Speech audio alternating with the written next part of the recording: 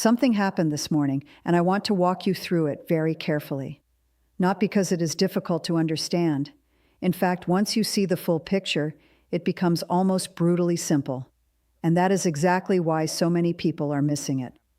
Because the coverage keeps pulling apart three things that are not separate at all. They are not parallel stories. They are not isolated developments. They are the same event, seen from three different angles. The first is Iran's threat. The second is America's silence. And the third, the piece that locks everything together, is China. That is the real structure of what is unfolding right now. Not three disconnected headlines. One story, one pressure point, one chain of cause and consequence that becomes impossible to ignore once you see how the pieces fit together. So let's start where we have to start, with the statement itself, because in a moment like this, the exact language is not background, it is the story. Today, Iran's military commander, Major General Ali Abdullahi of the Khatam al-Anbiya Central Headquarters, issued an official warning. He said, "Security in the Persian Gulf and the Sea of Oman is either for everyone or for no one." That alone would have been significant. But then he went further. He said, "No port in the region will be safe." No port, not just Hormuz, not just Iranian ports, not just military ports, every port, Dubai, Abu Dhabi, Doha, Kuwait City, Ras Tanura, Saudi Arabia's main oil export terminal, and arguably the single most important oil facility on Earth. No port in the region will be safe. Now pause there for a moment, because that sentence has mostly been treated as a military threat. And yes, of course it is a military threat. Iran is openly saying that if pressure continues, the conflict can expand from a single choke point to the wider Gulf and potentially beyond. But if you only hear it as a military threat, you are missing the more important dimension. This is also strategic communication. And to understand it properly, you have to understand who Iran is really talking to. Iran is not primarily talking to Washington. Washington already knows what Iran can do. The United States has spent 46 days at war with Iran. It knows about the missiles, the drones, the fast attack boats, the mines in the water, the proxy capabilities, the Red Sea angle, the Gulf angle, the escalation ladder. None of this is new information for American planners. Iran is talking to the Gulf states. It is talking to Saudi Arabia, the United Arab Emirates, Kuwait, Qatar, Bahrain, Oman. It is talking to every state in the region whose economy depends on ports, refineries, energy terminals, desalination plants, logistics hubs, financial districts, and the uninterrupted circulation of global trade. Iran is saying something very precise to them. If America's blockade continues, this stops being only America's problem. It becomes your problem, your ports, your tankers, your exports, your insurance premiums, your urban coastlines, your energy infrastructure, your economic stability. And that message lands very differently in Riyadh, Abu Dhabi, Doha, and Kuwait City than it does in Washington, because these states are not formal participants in the war. Saudi Arabia did not join the bombing campaign. The UAE did not join the bombing campaign. Qatar hosts American bases, yes, but it has been desperate to avoid being pulled directly into open confrontation. These governments have spent the last month and a half watching this war with profound anxiety, hoping it ends quickly, hoping it does not spill outward, hoping they can avoid becoming battlefields themselves. Now, Iran is telling them, publicly and officially, that if the blockade remains in place, they may not have that choice.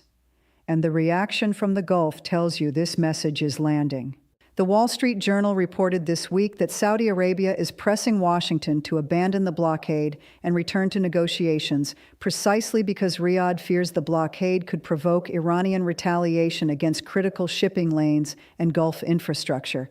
Think about the significance of that. The country Washington says it is helping protect is now telling Washington that its chosen method of protection is making Saudi Arabia less safe, not more.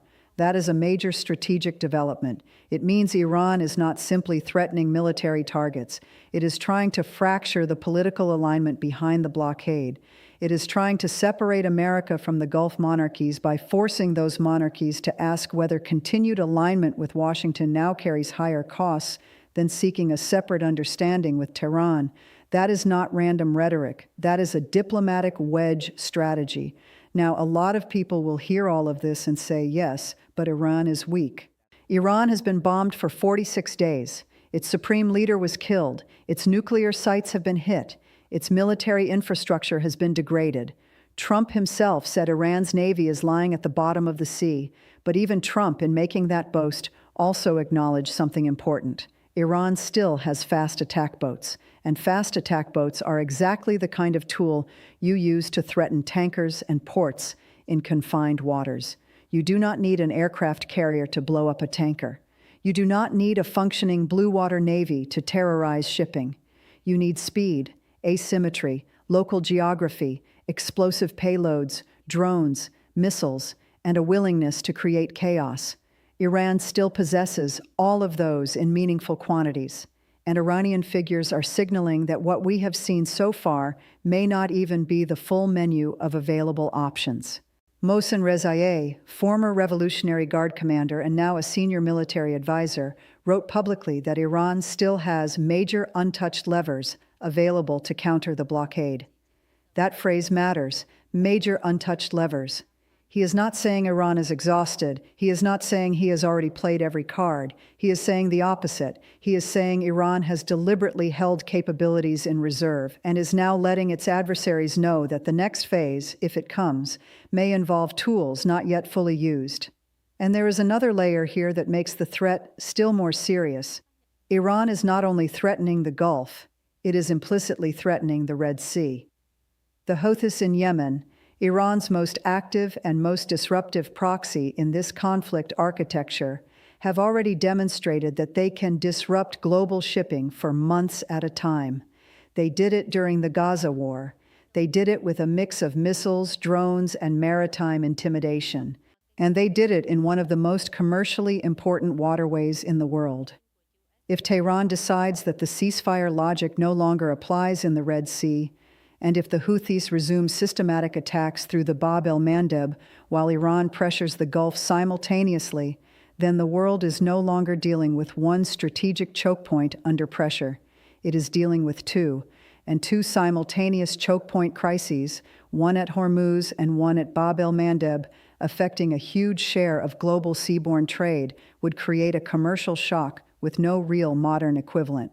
So yes, Iran's threat is military, but more than that, it is economic coercion, diplomatic signaling, and coalition warfare by other means. Now let's move to the second piece, America's silence. As of today, April 15th, the United States has not directly and formally answered Iran's threat to Gulf ports. No dedicated press conference, no sharply worded Pentagon statement specifically addressing the warning. No presidential counter-message beyond the broader rhetoric already surrounding the blockade. That silence is important, but it needs to be interpreted carefully. It does not necessarily mean confusion. It does not necessarily mean weakness. And it does not mean the threat is being ignored. What it likely means is that Washington is trying to avoid adding another explicit rung to the escalation ladder at exactly the moment it still wants to preserve diplomatic space. Think about the number of moving parts America is trying to manage at once. It is enforcing a naval blockade of Iranian ports with a large military footprint. It is trying to sustain a ceasefire that expires in 6 days, on April 21st. It is navigating indirect diplomacy through Pakistan, Turkey, Egypt, and Oman. It is trying to keep open the possibility of another round of direct talks, and it is simultaneously watching China and Russia shape the outer strategic environment in ways that complicate everything. If Washington now responds directly to Iran's Gulf-wide threat with a formal public counter-threat, it risks hardening the confrontation even further. It transforms an already dangerous standoff into a more explicit, mutual commitment trap in which both sides become more publicly invested in escalation positions they may later want to soften. So there is a reason for silence, but silence has a cost, because silence creates uncertainty. And uncertainty in the Gulf is never neutral. It is political and strategic. Saudi Arabia, the UAE, Kuwait, Qatar, these governments are watching Iran threaten them in public, while America avoids specifically addressing the threat in public. And the question that naturally follows is painfully simple. If Iran acts, will America actually protect us? Or are we now secondary to Washington's direct contest with Tehran over nuclear terms and blockade credibility? That uncertainty is exactly what Iran wants to generate. This is why the threat should not be understood mainly as a war plan. It is a wedge operation. Tehran is trying to widen the gap between Washington's pressure strategy and the risk tolerance of America's regional partners. If the Gulf states start looking for side deals, side understandings, or quiet de-escalation channels with Iran to protect their own infrastructure, then the economic and political foundation of the blockade weakens.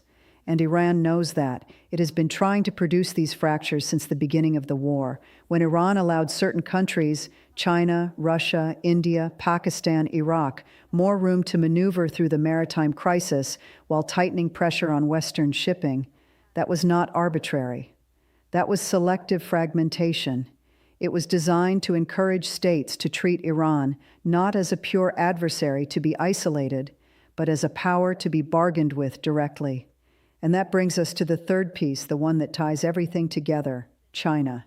If you want to understand why Iran can still threaten escalation after 46 days of war, despite major military damage, despite a blockade, despite the killing of its supreme leader, you have to look at one number. Before the war, Iran exported roughly 1.68 million barrels of oil per day. In March, during the most intense phase of the war, with Hormuz constrained and global markets in turmoil, Iran exported 1.84 million barrels per day. In April so far, it has still been shipping around 1.71 million barrels per day. That does not collapse. That is continuity. And continuity under bombardment means one thing: the economic artery has not been severed. Why not? Because China built a system designed precisely for this moment. China did not begin buying Iranian oil yesterday. It built the infrastructure for this years ago, during the sanctions era, when Western capital, Western insurers, Western traders, and dollar-clearing banks were all increasingly closed to Iran. China paid in yuan. It used banks outside the effective reach of Western financial enforcement. It relied on a dark fleet ecosystem, ships operating with transponders turned off, false documentation, indirect routes, transshipment practices, and refinery networks willing to process politically difficult barrels. It used bonded storage, floating storage, secondary institutions, and opaque routing structures. In other words, China built not just a trade relationship with Iran, but an anti-sanctions ecosystem around Iran. And now, in wartime, that ecosystem is doing exactly what it was built to do. According to tanker tracking using satellite and behavioral analysis, roughly 11.7 million barrels of Iranian crude have moved to China since the war began. Iran is still getting paid. Iran's oil income is still flowing. And that means the blockade, while painful, is not producing the kind of immediate economic suffocation that would force Tehran into rapid capitulation. This is why China's role is not peripheral. It is central. Iran can threaten broader escalation because it believes it can survive the retaliation. And it believes it can survive the retaliation because China is still providing economic oxygen. Now add a second element. U.S. intelligence, according to CNN, believes China is preparing to route weapons, specifically man-pads, shoulder-fired air defense systems, to Iran through third countries. These are not symbolic weapons. These are the kinds of systems that can change the tactical picture at the margins in exactly the kind of air war the U.S. has been conducting. And when Trump was asked about this, he publicly said he doubted it. That is a remarkable gap. American intelligence signals one thing. The president publicly downplays it. And from Beijing's point of view, that is useful, because ambiguity buys time. Public hesitation reduces immediate pressure, and every delay in naming the problem gives the system more room to function. This is why I think the confidence ladder is such a useful way to understand what is happening. Iran has not gained confidence because it is winning militarily in a conventional sense. It is not. It has gained confidence because the consequences of escalation so far have remained absorbable. Every time Iran threatened and America did not respond directly, Iran gained confidence. Every time Iran tested a boundary and the strategic consequences were manageable, Iran gained confidence. It closed Hormuz. America could not fully reopen it. It ran a toll regime. The system persisted. It selectively allowed friendly shipping while constraining Western-linked flows. There was continued pressure after the ceasefire. A Chinese-sanctioned tanker moved through the blockade environment and was not treated as a dramatic enforcement breakthrough. Iran watched each of those moments, and rung by rung it learned that it could push further than many analysts expected. China is crucial to that learning process. Every barrel China buys is a rung. Every quiet diplomatic shield is a rung. Every potential weapons transfer is a rung. Every tanker that moves through this ecosystem without catastrophic interruption is a rung. This is not military superiority. Iran does not have military superiority.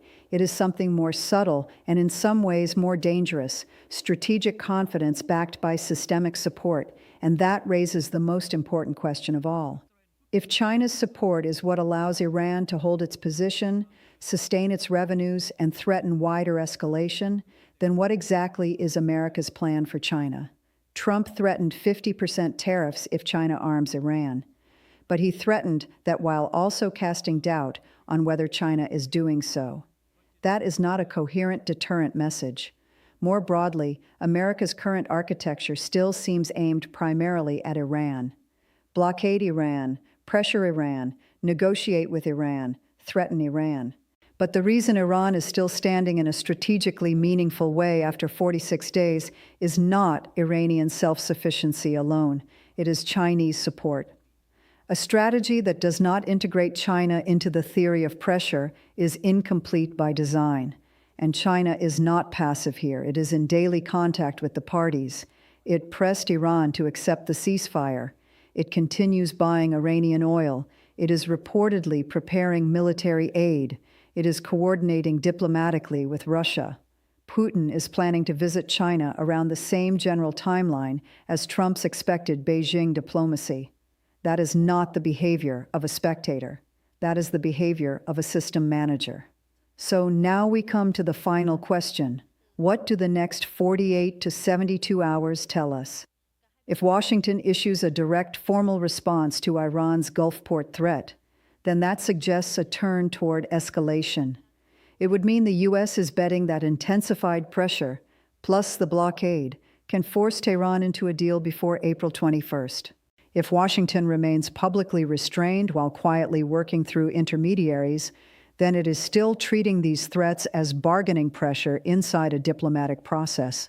And if Washington begins speaking directly and clearly about China's role, not just Iran's role, then we will know that the conflict is being redefined at the strategic level. No longer just a U.S.-Iran contest, but a U.S.-Iran-China contest. I do not know yet which of those paths Washington is on. Very few people do, but I do know this. Iran's threat this morning was not random. It was calculated. It was the product of 46 days of learning how far it could push, learning what the consequences really were, learning which systems held under pressure. And what Iran learned, rung by rung, was that it could push further than many thought. So watch what America says next, not on social media. Watch the State Department, watch CENTCOM, watch the mediated signals through Pakistan, Turkey, Egypt, and Oman. Watch whether Gulf states begin sounding more nervous or more reassured, and watch China, because China's silence about its own role in sustaining Iran has been just as meaningful as America's silence about Iran's threat to Gulf ports. 2 silences, 2 calculations, 6 days left, and a ceasefire that was always fragile, now being tested at its most dangerous seam. In the end, Iran's threat this morning is not the whole story. The story is the system that made Iran confident enough to make it, because systems do not announce themselves. They do not hold press conferences. They do not post on Truth Social. They do not dramatize their presence. They simply work, quietly, persistently, rung by rung. And the system China has built around Iran, the oil purchases, the dark fleet logistics, the financial channels, the diplomatic shielding, the possible weapons pipeline, has been working for years. This war did not create it. This war only made it visible. And what Iran did this morning, threatening every port from the Gulf to the Red Sea, is what that system looks like when it is fully operational. That is the real story of April 15th, 2026.